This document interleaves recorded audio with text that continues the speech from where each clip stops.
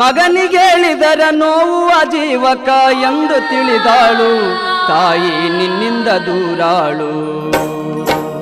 ದುಡ್ಡು ಕೊಟ್ಟರೆ ಬೇಕಾದು ಸಿಗುತ್ತೈತಿ ಈ ಜಗದಲ್ಲಿ ಕಾಣೋ, ಹಡೆದ ತಾಯಿಯನ್ನು ಕಳಕೊಂಡ ಮ್ಯಾಲ ಮತ್ತೆ ಸಿಗುವಳೇನು, ತಮ್ಮ ಮರಳಿ ಬರುವಳೇನು, ತಮ್ಮ ಮರಳಿ ಬರುವಳೇನು.